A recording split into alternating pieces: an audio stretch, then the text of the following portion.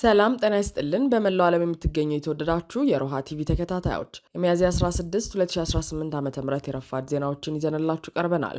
በጎንደር ቀጠና ከ80 በላይ ያገዛዙ ጦር የተደመሰሰበት ውጊያ ሲደረግ የሸዋና የወሎ ፋኖች ደግሞ በትግሉ ዙሪያ ጋራ ቃል ኪዳን ገብተዋል። ዝርዝሪያ ወደ ግንባር መረጃዎችን ይዘናል። የወልቃይት ጠገዴ ሰቲት ሁመራ ዞን ምክትል አስተዳዳሪና የጸጥታ ኃላፊ ኮሎኔል ደመቀ ዘውዱ ስለተከሰሱበት ነገር ምላሽ ሰጥተዋል። ምናሉ የሚለውን ሰሙታላችሁ። የብልጽግና አገዛዝ የጸጥታ ኃይሎች የቴዲ አፍሮን የግል ስቱዲዮ ሰብረው ሲገቡ ለአሜሪካ መንግስት ደግሞ በቴዲ ጉዳይ ደብዳቤ ገብቷል። በስፋት ዳሰነዋል። አሜሪካ በኤርትራ ላይ የጣለችው ማዕቀብ ለማንሳትና ዲፕሎማሲያዊ ግንኙነቷን ለማደስ እያሰበች መሆኑ ተዘግቧል። ትራምፕ በሊባኖስና በእስራኤል መካከል የተደረሰው የተኩስ አቁም ስምምነት በ3 ሳምንት መራዘሙን አስታውቀዋል። ውድ አድማጭ ተመልካቾቻችን አብራችሁን ልትቆዩ ከፈቀዳችሁ እነዚህ መረጃዎች በዝርዝር የምናሰማችሁ ይሆናል።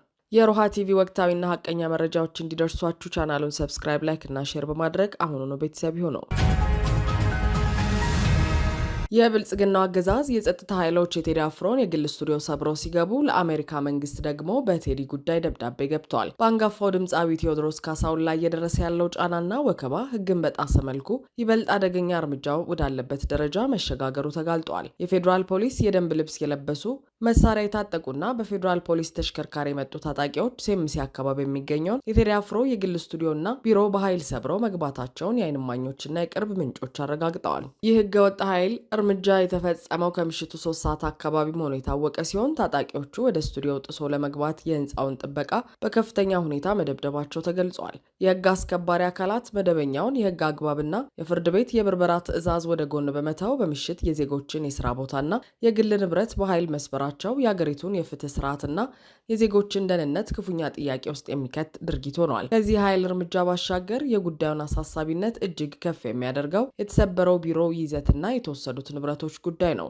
ይህ ስቱዲዮ ቴዲ አፍሮ እንደ ዋና ቢሮ የሚጠቀምበት፣ የፈጠራ ስራዎቹን የሚያዘጋጅበት፣ ለህዝብ ጆሮ ያልደረሱ አዳዲስ የሙዚቃ ስራዎችና ግጥሞቹ የሚገኙበት እንዲሁም አዳዲስ ሀሳቦቹን የሚጽፍበት እጅግ ሚስጥራዊና ጥብቅ የጥበብ ማህደር ነው። በስፍራው በርካታና ውድ የሆኑ አእምሯዊ ንብረቶች የሚገኙ ሲሆን አሁን በወጡ አዳዲስ መረጃዎች መሰረት ሰብሮ የገቡት የፖሊስ አባላት ከስቱዲዮ ውስጥ 2 ላፕቶፖችን፣ ስፒከሮችን፣ የሙዚቃ ማቀናበሪያ መሳሪያዎችን እንዲሁም የተለያዩ የስቱዲዮ ዕቃዎችን ወስደዋል። እነዚህ የተወሰዱት ላፕቶፖችና ማቀናበሪያ መሳሪያዎች የድምፃዊውን አዳዲስ ስራዎችና ሚስጥራዊ የጥበብ ማህደሮች የያዙ በመሆናቸው በድምፃዊው አእምሯዊ ንብረቶች ላይ የተደቀነውን አደጋ በእጅጉ አጉልቶታል። የህግና የጥበብ ዘርፍ ተንታኞች ይህንን ክስተት ተራ የንብረት ዝርፊያ ወይም ብርበራ አድርገው አይመለከቱትም። ከሰሞኑ የቴዲ አፍሮ ምክትል ማናጀር ማህሌት ሰለሞንና የቅርብ ጓደኛ የሆኑት አቶ ዩሱፍ ያሲን ያለምንም ክስ በፖሊስ መታሰራቸውን ተከትሎ አሁን ደግሞ በድምፃዊው የልብ ትርታ በሆነው ስቱዲዮው ላይ የተፈጸመው ይህ ጥቃት ሆን ተብሎ የጥበብ ስራዎቹን ለማሰናከል ያልወጡ ስራዎቹን ለመውሰድና በድምፃዊው ላይ ከባድ የስነ ልቦና ጫና ለመፍጠር የተቀነባበረ ስልታዊ ጥቃት መሆኑን አጥብቀው እየተቹ ይገኛሉ። ይህ በእንዲህ እንዳለ የአሜሪካ የኢትዮጵያ የህዝብ ጉዳዮች ኮሚቴን ጨምሮ 16 የኢትዮጵያ አሜሪካውያን የዲያስፖራ ተቋማት በአንጋፋው ድምፃዊ ቴዎድሮስ ካሳሁን ላይ እየደረሰ ያለውን ጫናና በኢትዮጵያ እየተባባሰ የመጣውን ሀሳብን በነጻነት የመግለጽ መብት አፈና አስመልክቶ ለአሜሪካ ውጭ ጉዳይ ሚኒስትር ማርኮ ሩቢዮ አስቸኳይ የትኩረት ጥሪ ደብዳቤ አቅርበዋል። የኢትዮጵያውያን የአንድነት ንቅናቄ ሊቀመንበር በሆኑት ዶክተር ባደገ ቢሻው ተፈርሞ በወጣውና በሌሎች 15 ትላልቅ ተቋማት በተደገፈው በዚህ ደብዳቤ ላይ የፌዴራል የጸጥታ ኃይሎች በምሽት የድምፃዊውን መኖሪያ ቤት በመግባት በሱና በቤተሰቡ ላይ ወከባና ማስፈራሪያ መፈጸማቸው ተገልጿል። ከዚህም በተጨማሪ የድምፃዊው ቃል አቀባይና ምክትል ማናጀር የሆኑት ወይዘሮ ማህሌት ሰለሞን መታሰራቸው እንዲሁም በአዲስ አበባ ውስጥ ወጣቶች የቴዲ አፍሮን ሙዚቃዎች በማዳመጣቸውና በማጋራታቸው ብቻ መታሰራቸው እጅግ አሳሳቢ ክስተት መሆኑን ደብዳቤው አብራርቷል። እነዚህ ተከታታይ እርምጃዎች የጥበብ ነጻነትንና የዜጎችን ማህበራዊ ምህዳር በእጅጉ የሚያጠቡ መሆናቸውን ተቋማቱ አጽንኦት ሰጥተዋል። ቴዲ አፍሮ በኢትዮጵያ ውስጥ በሚሊዮኖች ለሚቆጠሩ ዜጎችና ለመላው ዲያስፖራ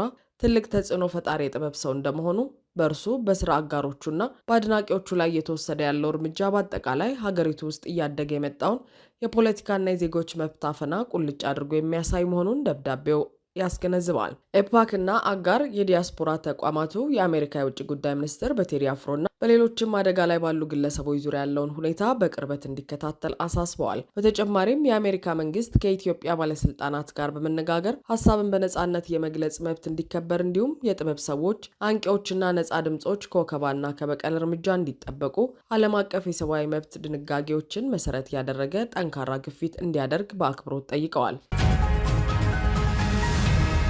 በጎንደር ቀጠና ከ80 በላይ የአገዛዙ ጦር የተደመሰሰበት ውጊያ ሲደረግ የሸዋና የወሎ ፋኖች ደግሞ በትግሉ ዙሪያ የጋራ ቃል ኪዳን ገብተዋል። በጎንደር ጠቅላይ ግዛት በላይ ዘለቀ እዝ 208ኛ ኮር ስር የሚንቀሳቀሰው የቀድሞ ድብ ጠለምት ክፍለ ጦር ላለፉት 3 ሳምንታት በከፍተኛ ስጋት ሲያከናውን የቆየውን ኃይልን የማብቃት የማጥራትና የሬጅመንት አደረጃጀትን የማጠናከር ተግባር በላቀ ውጤት ማጠናቀቁን በዛሬው ዕለት በይፋ አብስሯል። ይህ የወታደራዊ ዝግጅት ምዕራፍ ክፍለ ጦሩ ለቀጣይ ተልዕኮች ያለውን ቁመና ይበልጥ ያሳደገበትና ድርጅታዊ መዋቅሩን ያደራጀበት ወሳኝ የታሪክ ምዕራፍ ሆኖ ተመዝግቧል። ቀጠናው የእዝ ግብረ ኃይል ሰብሳቢ አርበኛ አስምሮ ፈቃዴ ከስፍራው በሰጡት መረጃ መሰረት ይህ የዝግጅት ስራ የተከናወነው ሰላማዊ በሆነ ድባብ ብቻ ሳይሆን ከአገዛዙ ኃይል ጋር ፊት ለፊት እየተፋለሙና የጠላትን እንቅስቃሴ እየመከቱ በነበረበት ፈታኝ ወቅት ነው ብለዋል። ፋኖቹ በአንድ በኩል ራሳቸውን በስልጠናና በአደረጃጀት ሲያበቁ፣ በሌላ በኩል ደግሞ የተጋረጠባቸውን የጠላት ወረራ በመመከት የተሰጣቸውን ድርጅታዊ ተልዕኮ በብቃትና በጽናት መወጣታቸውን አረጋግጠዋል። በዚሁ የማጥራትና የማብቃት ሂደት ጎን ለጎን በተደረጉ አውደ ውጊያዎች የአገዛዙ ሰራዊት ከፍተኛ ኪሳራ እንደደረሰበት ተገልጿል። አርበኛ አስምሮ ፈቃዴ እንዳረጋገጡት በቅርብ ቀናት ውስጥ በተካሄደው ፍልሚያ ከ80 በላይ የአገዛዙ ሰራዊት አባላት ሲደመሰሱ 40 የነፍስ ወከፍ መሳሪያ ተማርኳል። ሌሎች ከ12 በላይ የሚሆኑት ደግሞ እጃቸውን በመስጠት ህይወታቸውን ማትረፍ ችለዋል። ይህ ድል የክፍለ ጦሩን ወታደራዊ የበላይነትና የአደረጃጀቱን ጥንካሬ በተግባር ያሳየ ሆኗል። በሸዋ ምድር የታደሰ የለውጥ ቃል ኪዳን የአጼ ዘርዓ ያዕቆብ ኮር ናደው ክፍለ ጦር ወታደራዊና ፖለቲካዊ ታድሶ፣ በሌላ በኩል በሸዋ ጠቅላይ ግዛት በታሪካዊቷ በደል ቀበሌ የተጀመረውና መላውን ያነቃነቀው የአፋብን ወንድማማች እዞች የትግል ጉዞ ዛሬ በአዲስ ምዕራፍ ወደፊት እየገሰገሰ ይገኛል። ባለፈው ሚያዝያ 7 2018 ዓ.ም ጀምሮ ሲተገበር የቆየው ይኸው የመቀናጀት ስትራቴጂ ዛሬ ሚያዝያ 15 2018 ዓ.ም በታላቅ ድምቀትና በወንድማማችነት ስምምነት ተቋጭቷል። የአማራ ፋኖ ብሔራዊ ንቅናቄ ወሎ ቤተ አማራ ሚኒሊክ እዝና የሸዋ ጠቅላይ ግዛት የአሳምነው እዝ ከፍተኛ አመራሮች፣ ኮሮችና ክፍለ ጦሮች ዛሬ ባደረጉት ታሪካዊ ስብሰባ ያለፈውን የትግል ጉዞ በመገምገም የወደፊቱን የድል አቅጣጫ ነድፈዋል። በዚህም አፋብን ወሎ ቤተ አማራ ሚኒሊክ እዝ 104ኛ ኮር 25ኛ ክፍለ ጦርና ሸዋ ጠቅላይ ግዛት አሳምነው እዝ አጼ ዘርዓ ያዕቆብ 1ኛ ኮር የቡርኬ ደምሴ ክፍለ ጦር የተውጣጡ አመራሮች በጋራ ባደረጉት ውይይት መርህ አልባ ጥምረቶችን በማራቅ በጓዳዊ መከባበርና በተጠያቂነት ላይ የተመሰረተ ጽኑ አንድነት ለመስራት አንድነታቸውን አጽንተዋል። የጋራ ተልዕኮና የትብብር መስኮች ሁለቱ እዞች ካሁኑ ጀምሮ በሶስት ዋና ዋና ዘርፎች በተቀናጀ ሁኔታ ለመስራት ቃል ገብተዋል። በፖለቲካዊ አመራር የተቀናጀ የጋራ አቋም መያዝ፣ በመረጃ ልውውጥ የጠላትን እንቅስቃሴ በንቃት መከታተል እንዲሁም በወታደራዊ ዘርፍ በጋራ የሚመሩ ኦፕሬሽኖችን ማከናወን። ኮሎኔል ደመቀ ዘውዱ ሂውማን ራይትስ ዎች በወልቃይት ተፈጽሟል በሚል ያወጣውን ሪፖርት ከእውነት የራቀ በሚል አጣጣሉ። በአማራ ክልል ስር ያለው የወልቃይት ጠገዴ ሰቲት ሁመራ ዞን ምክትል አስተዳዳሪ ኮሎኔል ደመቀ ዘውዱ በትግራይ ተወላጆች ላይ አድሏዊ አሰራር ተዘርግቷል መባሉን አስተባብለዋል። ዓለም አቀፉ የሰብአዊ መብት ተሟጋች ሂውማን ራይትስ ዎች ረቡዕ ሚያዝያ 14 2018 ዓ.ም ባወጣው ሪፖርት በወልቃይት አካባቢዎች የሚገኙ የትግራይ ተወላጆች መታወቂያ እንዳያገኙና ፍቃድ ሳይኖራቸው ጉዞ እንዳያደርጉ የሚከለክሉ አድሏዊ አሰራሮች ተዘርግተዋል በማለት ከሷል። የወልቃይት ጠገዴ ሰቲት ሁመራ ዞን ምክትል አስተዳዳሪ ኮሎኔል ደመቀ ዘውዱ ከቢቢሲ ጋር ባደረጉት አጭር ቆይታ ሪፖርቱን ከእውነት የራቀና ወገንተኛ ሲሉ አጣጥለውታል። የመብት ተሟጋች ድርጅቱ በኮሎኔል ደመቀ ላይ ማዕቀብ እንዲጣልባቸው መጠየቁንም በሚመለከት ሲመልሱ እኔ ወንጀለኛ አይደለሁም ብለዋል። እኛ እዚህ ወልቃይት ጠገዴ ሰቲት ሁመራ አስተዳደር የትግራይ ሰዎችን በማንነታቸው የሚገፋ አስተዳደር የለንም ያሉት ኮሎኔል ደመቀ ሂውማን ራይትስ ዎች ከዚህ በፊትም እኛን ለመወንጀል ሞክሮ እንደነበር እናውቃለን ሲሉ ምላሻቸውን ሰጥተዋል። ዓለም አቀፉ የሰብአዊ መብቶች ተሟጋች ተቋም የአማራና ትግራይ ክልሎች የይገባኛል ጥያቄ በሚያነሱባቸው አካባቢዎች ይፈጸማሉ ስላላቸው ጥሰቶች ሪፖርት ያዘጋጀው ስፍራው ላይ የሚገኙና ከወራት በፊት የተሰደዱ 40 ነዋሪዎችን አነጋግሮ መሆኑን ገልጿል። እርዳታ ሰራተኞችን፣ ዲፕሎማቶችንና ሌሎች ባለሙያዎችን በማነጋገር መረጃ ማሰባሰቡን የሰብአዊ መብት ተሟጋች ተቋሙ አስታውቋል። ኮሎኔል ደመቀ በበኩላቸው እኛ እንደነርሱ አድርገን አይደለም የያዝናቸው፣ እንደ ማንኛውም ሰው መታወቂያም ፋይዳ የሚያወጡ ብለን ፈቅደናል። ከዚህ ውጪ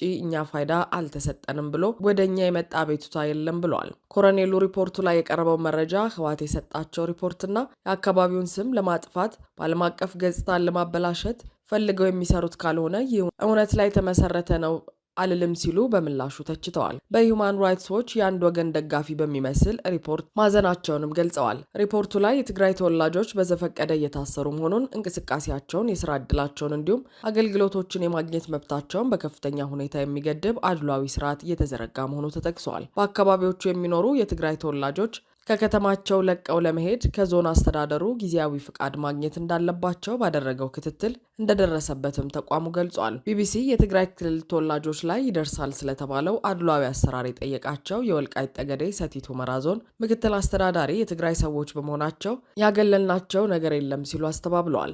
በአካባቢው የሚኖሩ የትግራይ ተወላጆች እንደ ማንኛውም ሰው አገልግሎቶችን እየተጠቀሙ መሆኑንም ዘርዝረዋል። ሪፖርቱ በአካባቢው አንጸባርቅም ያሉት አስተዳዳሪው ሂውማን ራይትስ ዎች በጉዳዩ ላይ እርሳቸውንም ሆነ አስተዳደራቸውን አለማነጋገሩን ጠቅሰዋል። የሰብአዊ መብቶች ተቋሙ በበኩሉ በክትትሉ የደረሰባቸውን ግኝቶች ለብልጽግና መንግስት አቅርቦ ምላሽ አለማግኘቱን በሪፖርቱ አስፍሯል። ሂውማን ራይትስ ዎች አነጋገርኳቸው ያላቸው ነዋሪዎች ትክክል መሆናቸው መረጋገጥ አለበት ያሉት ኮሎኔል ደመቀ የትግራይ ተወላጆች በመንግስት ተቋማት እንደ ማንኛውም ነዋሪ አገልግሎቶችን እንደሚያገኙ በአካባቢው በሚኖሩበት ወቅትም እንደ ማንኛውም ነዋሪ በሰላም እንዲንቀሳቀሱ እያደረግን ነው ብለዋል። ሁማን ራይትስ ዎች ረቡዕ ዕለት ባወጣው ሪፖርት ደግሞ የኢትዮጵያ አጋር የሆኑ አካላት እንደ ኮሎኔል ደመቀ ዘውዱ ያሉ አመራሮችን ኢላማ ያደረገ ማዕቀብ እንዲጥሉ ጠይቋል። ኮሎኔሉ ለዚህ ምላሽ ሲሰጡ እኔ እነዚህን ከትግራይ ሰዎች ውጭ ናቸው አልልም። እነዚህ ህወሓት ትናንትና በየቦታው ያስቀመጣቸው በስመ ሁማን ራይትስ ዎች ተቋሙን ተጠቅመው የሚያራምዱት የራሳቸውን የፖለቲካ ፍላጎት ለማስተግበር ካልሆነ እኔን የሚመለከት ነው ብዬ አላስብም ብለዋል።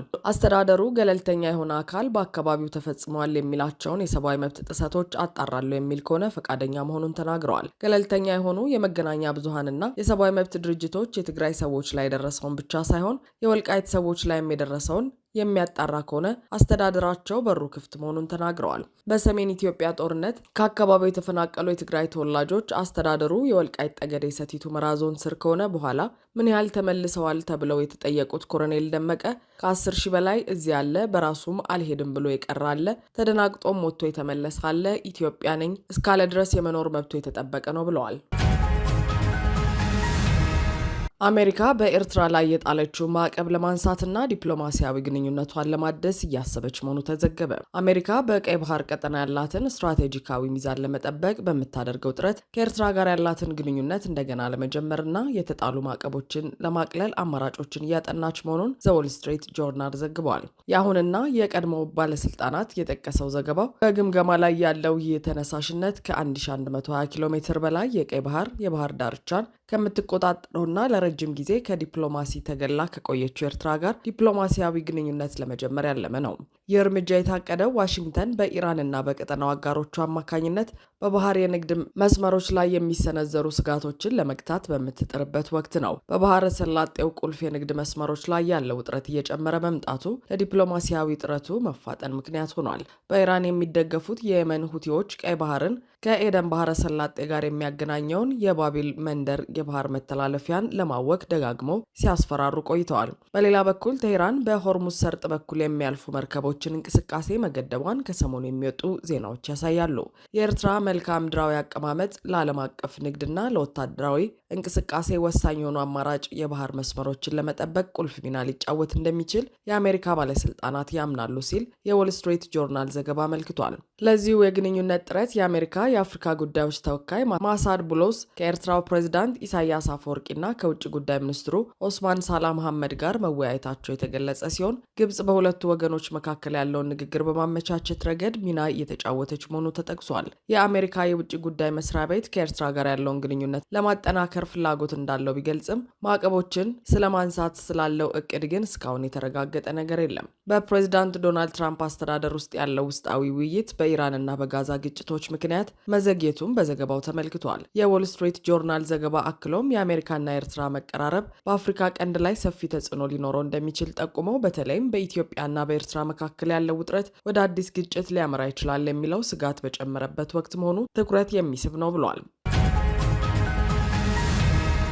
ትራምፕ በሊባኖስና በእስራኤል መካከል የተደረሰው የተኩስ አቁም ስምምነት በ3 ሳምንት መራዘሙን አስታወቁ። የአሜሪካው ፕሬዚዳንት ዶናልድ ትራምፕ የእስራኤልና ሊባኖስ የተኩስ አቁም በ3 ሳምንት መራዘሙን አስታውቀዋል። በሁለቱ ሀገራት መካከል በተደረሰው የተኩስ አቁም ስምምነት ውይይት ላይ ምክትል ፕሬዚዳንቱ ጄዲ ቫንስ እና ውጭ ጉዳይ ሚኒስትሩ ማርኮ ሮቢዮ መገኘታቸው ታውቋል። ውይይቱ በጥሩ ሁኔታ ተካሂዷል ያሉት ፕሬዚዳንቱ ዩናይትድ ስቴትስ ሊባኖስ ራሷን ከሄዝቦላ መከላከል እንደምትችል በጋራ ትሰራለች ብለዋል። የዚህ ታሪካዊ ውይይት ተሳታፊ መሆን ትልቅ ክብር እንደሆነ የተናገሩት ፕሬዝዳንቱ ወደፊት የእስራኤል ጠቅላይ ሚኒስትር ቤንያሚን ኔታንያሁና የሊባኖሱን ፕሬዝዳንት ጆሴፍ አውንን ለመቀበል በጉጉት እንደሚጠባበቁ ተናግረዋል። ትራምፕ የሊባኖሱ ፕሬዝዳንት ጆሴፍ አውንና የእስራኤል ጠቅላይ ሚኒስትር ቤንያሚን ኔታንያሁ በመጪዎቹ ሳምንታት ወደ ዋይት ሀውስ እንደሚመጡ ተናግረው ሀገራቸው ዘላቂ ሰላም እንዲመጣ ማደራደር እንደምትፈልግ ገልጸዋል። ስለ ሄዝቦላ ማሰብ አለባቸው ያሉት ትራምፕ በዚያች ሀገር ነገሮችን ለማስተካከል ከሊባኖስ ጋር እንሰራለን ሲሉ ቃል ገብተዋል። አክለውም ኢራን ውስጥ ከምንሰራው ጋር በአንድ ላይ እንዲሆን ማድረግ አስደናቂ ነገር ይመስለኛል ብለዋል። የሁለቱም ሀገራት ከፍተኛ ተደራዳሪዎች የተኩስ አቁም በመራዘሙ የተሰማቸውን ደስታ ገልጸዋል። በአሜሪካ የሊባኖስ አምባሳደር ናዳ ሐማዴህ ሞዋድ፣ በአሜሪካ የእስራኤል አምባሳደር ዩቼል ሊተር፣ በሊባኖስ የአሜሪካ አምባሳደር ሚሼል ኢሳ እና በእስራኤል የአሜሪካ አምባሳደር ማይክ ሃካቢ እያንዳንዳቸው ትራምፕን በድርድሩ ውስጥ ላበረከቱት ሚና ወድሰዋል። ክቡር ፕሬዝዳንት፣ በእርስዎ መሪነት ኢራን በጣም ተዳክማለች። ሄዝቦላን የማዳከምና ሊባኖስን ከወረራ ነጻ የማውጣት እድሉ እውን ነው ያሉት ሌተር እስራኤልና ሊባኖስ ሄዝቦላ ከተባለ ክፉ ተጽዕኖ ለማጽዳት ዓላማቸውን አስተሳስረዋል ብለዋል። ሃካቢ ሄዝቦላን በሰፈር ውስጥ በሁሉም ሰው መስኮት ላይ ድንጋይ ከሚወረውር ልጅ ጋር በማመሳሰል ገልጸውታል። ሕፃኑን ማስቆም ከተቻለ በኋላ እንደ ሊባኖስና እስራኤል ያሉ ሌሎች ጎረቤቶች በሰላም ይኖራሉ ሲሉም ያላቸውን ተስፋ ተናግረዋል። አድማጭ ተመልካቾቻችን የሰዓቱ የሮሃ ቲቪ ዜናዎች የተከታተላችኋቸውን ይመስሉ ነበር። አብራችሁን ስለነበራችሁ ከልብ እናመሰግናለን። ሰላም።